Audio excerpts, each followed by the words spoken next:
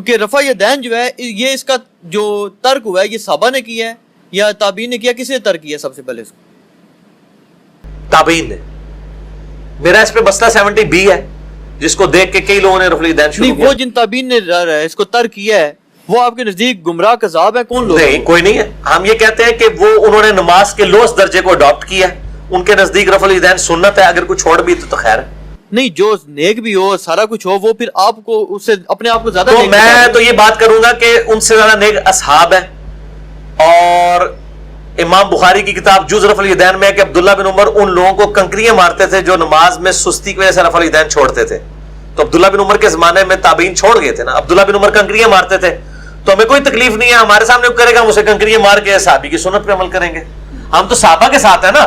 تابعین ورسز صحابی آئے گا تو ہم صحابی کو لیں گے, اور صحابہ کرام ورسز نبی علیہ السلام کی مرفوع حدیث آئے گی, اگر ٹکراتی نہ ہو تو نبی علیہ السلام کو مطلب ہم پرائرٹی دیں گے اگر ٹکرا جائے گی.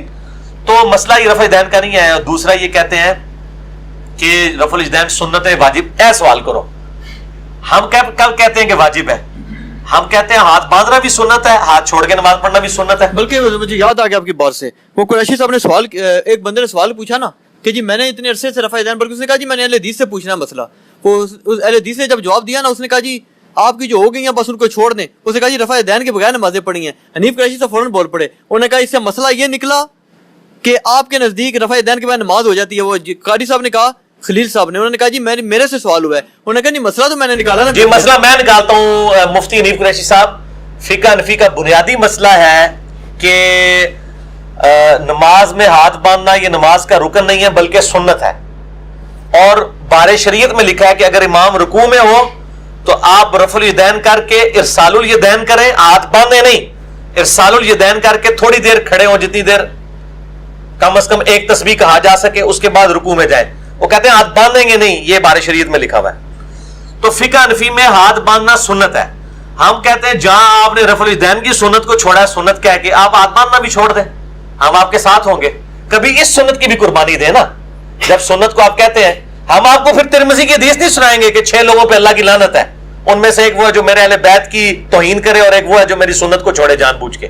ہم یہ آپ کو ترمذی کی حدیث نہیں سنائیں گے, وہ آپ اپنے آپ کو خود ہی سنائیں گے کہ ہاتھ باندھ کے نماز پڑھنا یہ کہتے ہیں سنت ہے.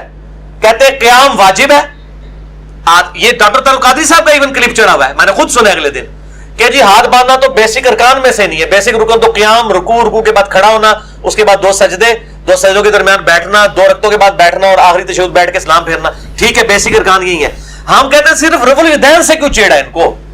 یہ جس طرح رفع الیدین چھوڑتے ہیں اور کبھی کبھار وطروں کا رفع الیدین بھی چھوڑ دیں, کبھی کبھار عید کا رفع الیدین بھی چھوڑ دیں, تاکہ سنتے چھوڑنے کی عادت ڈالیں نا. یہ دوسری طرف یہ کہتے ہیں یہاں مسواک بھی لگائی ہوتی ہے, چھوٹی چھوٹی سنتوں میں عمل کرتے ہیں, اور جب رفع الیدین کی باری آتی کہتے ہیں سنت یہ خیر ہے بس.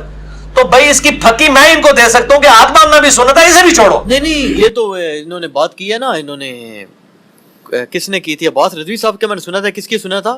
انہوں نے کہا جی ہم نے یہ بات کی نہیں, ہمارا تو مقدمہ ہی نہیں سمجھتے اہل حدیث حضرات. وہ کہتے ہیں جی ہمارا مقدمہ یہ نہیں ہے کہ ہم کہتے ہیں رفع الیدین مطلب ہے کہ یہ سنت ہے, یعنی وہ کہتے ہیں جی ہمارا موقف یہ ہے کہ یہ ہے صحیح, بالکل ہم مانتے ہیں یہ سنت بھی تھی, منسوخ ہوگی نا. نہیں, یہ مقدمہ ان کا دوسرا ہے.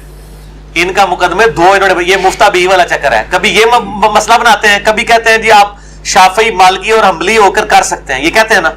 تو آپ لوگوں کو یہ مشورہ دے رہے ہیں کہ وہ منسوخ شدہ سنت پہ عمل کرنے کے لیے حنفی, مالکی اور حنبلی ہو جائے. تو کہتے ہیں نا وہ بھی تو سرجن ہی تھے نا, آپریشن کریں گے مریض مر جائے گا, کوئی نہیں کہتے نہیں سرکار, نا. جب آپ یہ چیز عیاں ہو چکی ہے کہ یہ چیز متروک ہے نبی علیہ السلام کی سنت, تو آپ لوگوں کو متروک شدہ سنت کے مشورے کیوں دیتے ہیں؟ نہ دیں مشورے.